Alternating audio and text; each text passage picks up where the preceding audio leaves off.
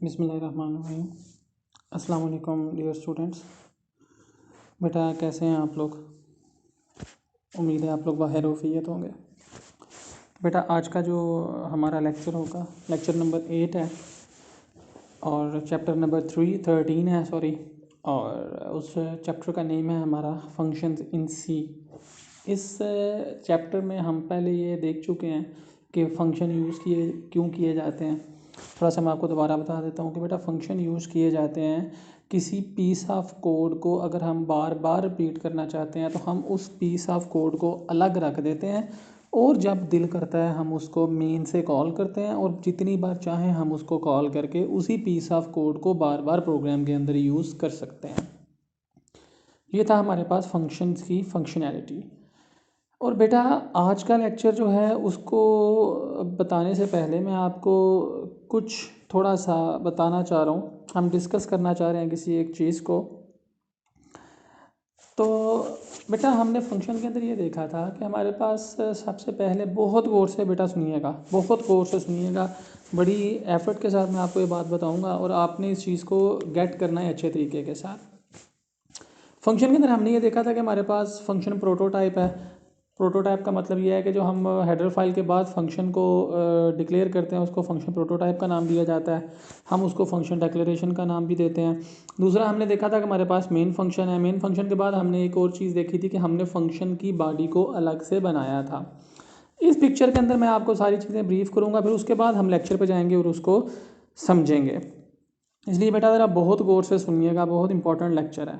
ये देखिए जी, ये हमारे पास यहाँ पे लिखा हुआ है, ये लिखा हुआ है हेडर फाइल्स के बाद। ये देख लें, यहाँ पे उसने लिखा है वाइड शो। शो जो था वो फंक्शन का नेम है और ये जो आगे इंटीजर है ये उसने यूज़ किया है, ये जो इंटीजर लिखा हुआ है ये उसने यूज़ किया है पैरामीटर्स के तौर पे।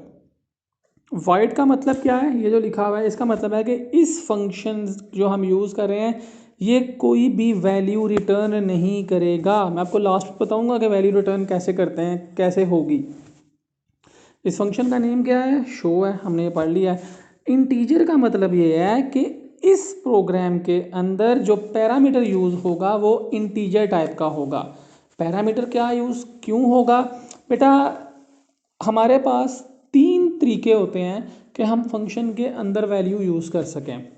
पहला तरीका ये होता है कि हम वेरिएबल जो है वो फंक्शन के अंदर ही लें। मतलब ये हमारे पास फंक्शन है, हम फंक्शन के अंदर ही वैल्यू लें, वेरिएबल को वैल्यू असाइन करें और वेरिएबल असाइन करने के बाद वहीं पे ही हम उसको डिस्प्ले भी कर लें। मतलब तीनों के तीनों काम कहाँ पे हो जाएं? इस फंक्शन के अंदर हो जाएं। दूसरा तरीका ये है, फिर रिवाइज कर रहा हूँ, पहला तरीका ये है कि फंक्शन के अंदर ही हम वेरिएबल लें, फंक्शन के अंदर ही उनको वैल्यू असाइन करें और फंक्शन के अंदर ही हम उनको डिस्प्ले भी कर दें। दूसरा तरीका ये है कि हम वेरिएबल लें इस मेन के अंदर, ठीक है, वेरिएबल मेन के अंदर लें, यहीं पे ही हम उसको वैल्यू असाइन करें और वैल्यू असाइन करने के बाद हम उसको सेंड कर दें फंक्शन को। अब फंक्शन को वो वैल्यू जो हमने मेन के अंदर ली है हम उस वैल्यू को फंक्शन के अंदर जब सेंड करेंगे तो उसके लिए इस चीज़ को यूज़ किया जाएगा जिसको नाम दिया जाता है पैरामीटर्स का। ठीक है बेटा, अब 2 तरीके हो गए। तीसरा तरीका ये है कि हम वैल्यू लें मेन के अंदर, उसको सेंड करें फंक्शन के अंदर और फंक्शन में उसको डिस्प्ले करने की बजाय हम दोबारा उसको सेंड कर दें मेन के अंदर। जो भी प्रोसेसिंग करनी थी वो करने के बाद दोबारा सेंड कर दें मेन के अंदर। 3 काम मैंने आपको बताए। अब वो ज़रा तीनों गौर से सुनिएगा। पहला काम मैंने आपको ये बताया कि वैल्यू भी फंक्शन के अंदर लें और उसके अलावा डिस्प्ले भी फंक्शन के अंदर करें और वेरिएबल जो है वो भी मेन के अंदर ही लें। दूसरा मैंने आपको बताया कि हम वैल्यू और वेरिएबल दोनों मेन के अंदर लें, उसको सेंड कर दें फंक्शन के अंदर। तीसरा तरीका क्या है? वैल्यू और वेरिएबल मेन में लें, उसको फंक्शन के अंदर सेंड करें, फंक्शन के अंदर जो प्रोसेसिंग करनी है करने के बाद उसको दोबारा सेंड कर दें हम लोग मेन के अंदर। ये हमारे पास तीसरा मेथड आ गया। अब इस प्रोग्राम के अंदर क्या हो रहा है ये देखें जी, यहाँ पे उसने एक वेरिएबल लिया इंटीजर टाइप का, ठीक है। अब कैसे यूज़ करेगा वो, उसको फंक्शन के अंदर कैसे वो वैल्यू सेंड करेगा, ये अब हम जाके प्रोग्राम में देखते हैं। इसको ज़रा आपने देख लिया है, अब हम आते हैं अपने लेक्चर की तरफ। आज का एजेंडा जी, पहला हमारा ये है, what is explain the process of passing parameters of function. Parameters के अंदर से वैल्यू हम कैसे पास करेंगे, कैसे पैरामीटर्स पास करेंगे, ये थोड़ा सा मैंने आपको बताया भी है। दूसरा, how does the function return value, कोई एक फंक्शन जो है वो वैल्यू रिटर्न कैसे करेगा, how can this value B use, और ये कैसे उसको यूज़ किया जा सकता है। What is local variable, local variable कौन से होते हैं, उसका स्कोप क्या है और उसकी लाइफ कितनी है। ग्लोबल वेरिएबल क्या होता है, उसका स्कोप क्या है और उसकी लाइफ टाइम क्या है। ये सारी चीज़ें हम इंशाल्लाह डिस्प्ले अभी समझेंगे। पांचवा क्वेश्चन है, right A short note on the following. किस किस के ऊपर नोट लिखना है जी, फंक्शन विदाउट आर्गूमेंट, अगर आर्गूमेंट के बगैर हम फंक्शन बनाते हैं तो वो कैसा होगा। दूसरा, function that return a value and accept arguments, एक फंक्शन हम ऐसा बनाएं जो वैल्यू रिटर्न करे और वेरिएबल के थ्रू वैल्यूज़ भी एक्सेप्ट करे एज एन आर्गूमेंट। देखते हैं जी, सबसे पहले हम ये देखते हैं कि पासिंग पैरामीटर्स क्या होते हैं। Parameters are the value that are provided to a function, एक ऐसी वैल्यू जो फंक्शन को दी जाती है, मतलब कहाँ से दी जाती है, मेन से दी जाती है, कहाँ पे कहाँ कहाँ पहुँचानी होती है, फंक्शन को पहुँचानी होती है। व्हेन फंक्शन इज कॉल्ड, जब फंक्शन को कॉल किया जाता है तो वैल्यू उसको दी जाती है। Parameters are given in the parenthesis, जो पैरामीटर्स होते हैं वो ब्रैकेट्स के अंदर होते हैं। If there are many parameters, अगर ज़्यादा पैरामीटर्स हैं, these are separated by commas, तो उन पैरामीटर्स को कॉमास के साथ सेपरेट किया जाता है। पैरामीटर्स मतलब वेरिएबल्स कितने वहाँ पे लिखे होते हैं, जैसे हमने वहाँ पे ए देखा था। If there is no parameter, अगर दरम्यान में पैरामीटर नहीं है, एम्प्टी पैरेंथेसिस आर यूज, तो पैरेंथेसिस खाली यूज़ की जाती हैं। ये देखिएगा बेटा आप ज़रा, the sequence and type of parameter in function call must be similar to a sequence and types of parameter in function declaration. यहाँ पे जो हम लिख रहे हैं इंटीजर, वो और ये, इन दोनों की टाइप सेम होनी चाहिए, ठीक है। जो हमने फंक्शन डिक्लेरेशन के अंदर लिखा और जो फंक्शन डेफिनेशन के अंदर लिखा, उन दोनों की जो पैरामीटर्स की टाइप है, मतलब इंटीजर टाइप है, तो इंटीजर दोनों की सेम होनी चाहिए। Parameters in function are called actual parameters.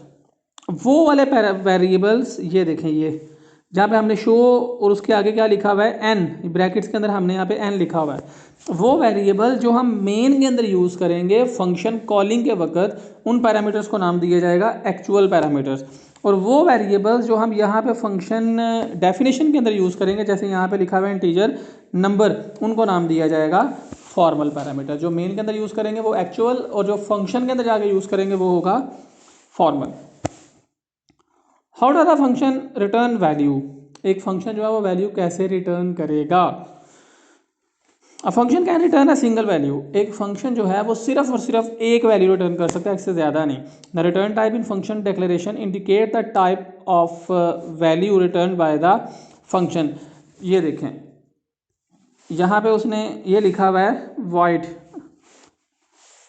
अगर यहाँ पे void की जगह पे लिखा होता इंटीजर, इस void की जगह पे इंटीजर लिखा होता तो हमें समझ आ जानी थी कि रिटर्न टाइप इंटीजर है, तो इसका मतलब है कि फंक्शन जो वैल्यू सेंड करेगा वो कौन सी होगी, इंटीजर टाइप की होगी। अगर यहाँ पे void की जगह पे लिखा होता फ्लोट, तो हमने यहाँ इस void की जगह पे लिखा होता फ्लोट, दोनों एक जगह लिखेंगे तो जाहिर बात है दोनों पे लिखना पड़ेगा। अगर फ्लोट लिखा होता तो वैल्यू कौन सी फंक्शन ने सेंड करनी थी, वापस फ्लोट सेंड करनी थी। कहाँ पे सेंड करनी थी, इस मेन पे।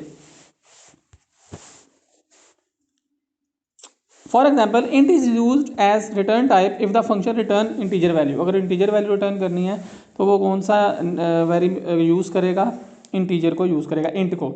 If the function return no value, अगर कोई भी वैल्यू रिटर्न नहीं करनी, the keyword void is used as return type, तो फंक्शन जो सा है उसके नाम के साथ हम वाइड लगा देंगे कि भाई कोई भी वैल्यू वो रिटर्न नहीं कर रहा। इस चीज़ को तरह देखते हैं, ये इंटीजर सबसे पहले जो लिखा है ये हमारे पास रिटर्न टाइप आ गई, मतलब ये फंक्शन कौन सी वैल्यू रिटर्न करेगा, इंटीजर टाइप की। सम लिखा हुआ है, ये हमारे पास फंक्शन का नेम आ गया। ये दो हमारे पास इसके पैरामीटर्स आ गए हैं, मतलब दो वेरिएबल्स यूज़ किए जाएंगे, एक ए और एक बी, और दोनों किस टाइप के होंगे, इंटीजर टाइप के होंगे। How does the function return value, how can it be value be used, और उसकी वैल्यू को कैसे यूज़ किया जा सकता है, हम रिटर्न कैसे करते हैं वैल्यू को। The function return is use to return the value back to the calling function. जहाँ से फंक्शन मेन में से जहाँ से फंक्शन कॉल हो रहा है, रिटर्न की हुई वैल्यू कहाँ पे जाएगी, उसी फंक्शन के पास जाएगी। फॉर एग्जांपल आते हैं इसी पे, मैंने यहाँ से जब फंक्शन कॉल किया तो फंक्शन कहाँ पे चला गया, कंट्रोल आ गया यहाँ पे। जब उसने कॉल यहाँ पे सारा का सारा ये प्रोसेस चला, प्रोसेस करने के बाद अगर यहाँ पे रिटर्न स्टेटमेंट लिखी हुई है तो वापस जो भी आंसर होगा, वैल्यू होगी, वो कहाँ पे आएगी, इसी फंक्शन में जहाँ पे उसको कॉल किया गया था। The control back move back to the calling function along with the return value, जो वैल्यू आएगी उसके साथ कंट्रोल जो था वापस चला जाएगा उसी कॉलिंग फंक्शन पे जहाँ से फंक्शन को कॉल किया गया था। When the return statement is executed in the function, जब भी रिटर्न स्टेटमेंट जो थी है फंक्शन के अंदर एग्जीक्यूट होगी, हम उसको लिखते कैसे हैं, सबसे पहले लिखते हैं रिटर्न। अगर फॉर एग्जांपल हमारे पास वहाँ पे वेरिएबल था ए जिसकी वैल्यू हमने सेंड करनी थी, तो हम यहाँ पे क्या लिख देंगे, रिटर्न ए और सेमीकोलन। तो ए की वैल्यू कहाँ पे रिटर्न हो जाएगी, मेन में जहाँ पे हमने फंक्शन को कॉल किया है वहाँ पे उसकी वैल्यू आ जाएगी। आगे जी लोकल वेरिएबल और उसका स्कोप क्या है और उसका लाइफ टाइम क्या है। लोकल नाम से ही पता चल रहा है, जो जिसकी लिमिटेड होती है range. A variable declared inside a function, थोड़ा सा यहाँ पे आपको बता देता हूँ। अगर हम कोई एक वेरिएबल इस फंक्शन की ब्रैकेट्स के अंदर डिक्लेयर कर रहे हैं तो वो सिर्फ और सिर्फ इस फंक्शन के अंदर ही यूज़ हो सकता है। This is called local variable. वो जो हम यहाँ पे डिक्लेयर करेंगे वो इस मेन के अंदर यूज़ नहीं हो सकता, हम उसको क्या नाम देंगे, लोकल वेरिएबल का नाम देंगे। पढ़ते हैं। A variable declared inside a function, अगर फंक्शन के अंदर डिक्लेयर किया जाता है तो is known as local variable, तो उसको क्या नाम दिया जाएगा, लोकल वेरिएबल का नाम दिया जाएगा। Local variable are used automatic variable, हम इसको ऑटोमेटिक वेरिएबल भी कहते हैं। इसका स्कोप कितना है, the area where a variable can be accessed is known as scope of variable. वो एरिया, वो ब्रैकेट्स जहाँ तक हम वेरिएबल को यूज़ कर सकते हैं उस वेरिएबल को, वो उसका स्कोप होगा, उसकी लिमिटेशन होगी। Local variable can be used only in the function in which it is declared, जिस फंक्शन के अंदर उसको डिक्लेयर किया जाएगा सिर्फ उसी फंक्शन के अंदर इसको यूज़ किया जा सकता है, उससे बाहर उसको यूज़ नहीं किया जा सकता। If a statement accesses a local variable, अगर एक स्टेटमेंट जो है वो लोकल वेरिएबल को एक्सेस करती है, that is not in the scope, तो और वो उसके स्कोप के अंदर नहीं है, स्कोप से बाहर जाकर उसको एक्सेस कर रही है, the compiler generates a syntax error. तो कंपाइलर जो है वो कौन सा एरर शो कर देगा, हमें सिंटैक्स एरर शो कर देगा। आगे जी लाइफ टाइम, उसकी लाइफ कितनी है। The time period for which a variable exist in the memory is known as life time of variable. वो टाइम, जिस टाइम के लिए कोई एक वेरिएबल मेमोरी के अंदर, मेन मेमोरी के अंदर एग्जिस्ट करता है, रहता है, उसको नाम दिया जाता है life time of a variable. बेटा बहुत इंपॉर्टेंट शॉर्ट क्वेश्चन है। The life time of local variable starts when the control enters the function. For example अगर मैंने वेरिएबल जो बनाया है वो डिक्लेयर किया है, वो किया है फंक्शन के अंदर, तो उसका लाइफ टाइम कहाँ से स्टार्ट होगा, जैसे ही मैंने फंक्शन को एग्जीक्यूट करना शुरू किया, जैसे ही फंक्शन कॉल किया, कॉल करने के बाद कंट्रोल चला गया फंक्शन पे, तो उसकी लाइफ टाइम स्टार्ट हो गई है। When the control enters the function, जैसे ही फंक्शन जो सा है वो शुरू किया, उसकी लाइफ जो सी है वो स्टार्ट होगी। When the life time of a local variable ends, the value stored in this variable also becomes inaccessible. जैसे ही मैं फंक्शन के अंदर गया, वैल्यू उस वेरिएबल की लाइफ टाइम स्टार्ट हो गई, जैसे ही उस फंक्शन से बाहर आया उसकी वेरिएबल की लाइफ टाइम जो है वो ख़त्म होगी। जैसे ही उस फंक्शन से बाहर आया तो उस वेरिएबल को कहीं भी हम बाहर फंक्शन, कहीं भी हम उसको यूज़ नहीं कर सकते। This is the life time of local variable. अब जी ग्लोबल वेरिएबल इसके अपोजिट है। Variable declared outside any function is known as global variable. कोई वेरिएबल जिसको हम फंक्शन से बाहर डिक्लेयर करते हैं उसको ग्लोबल वेरिएबल कहा जाता है। Global variable can be used by all functions in the program. हम उस ग्लोबल वेरिएबल को कहीं पे भी यूज़ कर सकते हैं। Scope of variable, global variable can be used by all function in the program. It means that these variable are globally accessed from any part of the program. तो हम उसको प्रोग्राम के अंदर कहीं से भी कॉल कर सकते हैं। बेटा ये देखिएगा, अगर तो मैंने वेरिएबल डिक्लेयर किया यहाँ पे तो वो हो गया लोकल वेरिएबल। अगर मैं वेरिएबल डिक्लेयर कर देता हूँ वाइड मेन से बाहर आके यहाँ पे हेडर फाइल के बाद उसको डिक्लेयर कर देता हूँ, तो हम उस वेरिएबल को मेन में भी यूज़ कर सकते हैं, हम उस वेरिएबल को यहाँ फंक्शन में भी यूज़ कर सकते हैं, तीसरा कोई और फंक्शन बनाए तो हम वहाँ पे भी उसको यूज़ कर सकते हैं। ये है हमारे पास ग्लोबल वेरिएबल। लाइफ टाइम है आपका global variable. Global variable exist in the memory as long as the program is running. तो ग्लोबल वेरिएबल जो है वो मेमोरी के अंदर जब तक रहता है उसको नाम दिया जाता है लाइफ टाइम का। लेकिन ग्लोबल वेरिएबल चूँकि हर वक्त मेमोरी के अंदर रहेगा क्योंकि हमने उसको बाहर डिक्लेयर किया हुआ है, इसलिए वो हमारे पास उसका लाइफ टाइम कितना है, जब तक प्रोग्राम रन होता है तब तक। These variables are destroyed from the memory when the program terminate. जब प्रोग्राम खत्म होगा तब ही उसका लाइफ टाइम खत्म होगा। लेकिन उसका क्या था, जो हमारे पास लोकल था, जब फंक्शन खत्म हुआ था तो उसका लाइफ टाइम खत्म हो गया था। These variable occupy memory longer than local variable. Local variable से ज़्यादा जो सी है ये मेमोरी कंजप्शन करती है। क्यों? क्योंकि उसने मेमोरी के अंदर ज़्यादा देर रहना होता है।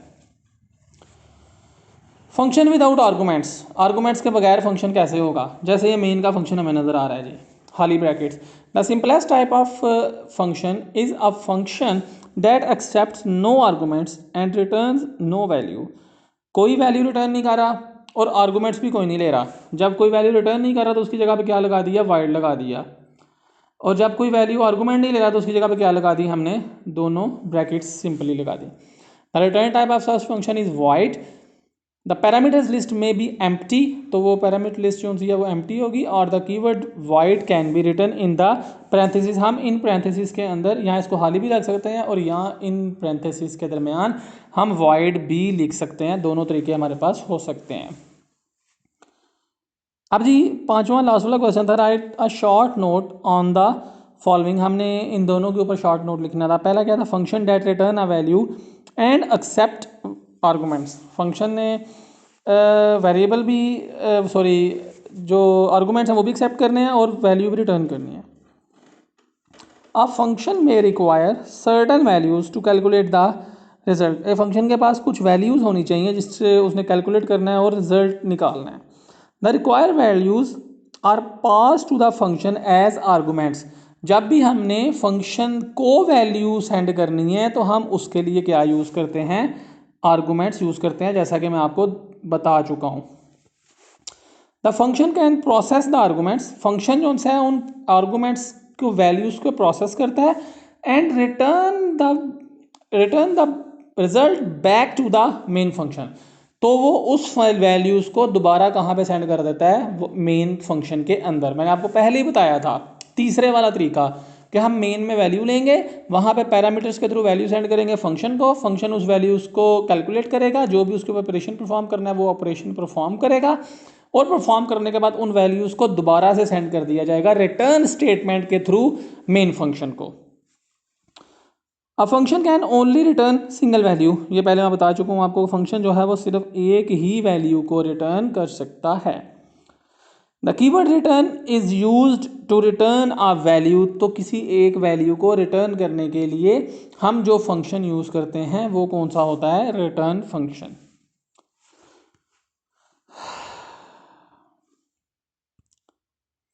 बेटा आपने इन क्वेश्चंस को बहुत अच्छे तरीके से लर्न करना है, इम्पॉर्टेंट क्वेश्चन है, इसलिए कोई भी आपका एक्सक्यूज़ जो सा वो एक्सेप्ट नहीं होगा, इसलिए आपने अच्छे तरीके से लर्न करना है। अल्हम्दुलिल्लाह हमारा आज का टॉपिक कवर हो चुका है। बुक में से कोई एक क्वेश्चन, कोई एक प्रोग्राम निकालिएगा और उसको रन कीजिएगा। कंपाइलर पे कोई प्रॉब्लम आई तो मेरे से शेयर कीजिएगा। अगर कोई क्वेश्चन आपके ध्यान के अंदर हो तो भी मुझसे शेयर कीजिएगा, इंशाल्लाह उस टॉपिक को क्लियर किया जाएगा। थैंक यू सो मच बेटा, हैव अ नाइस डे।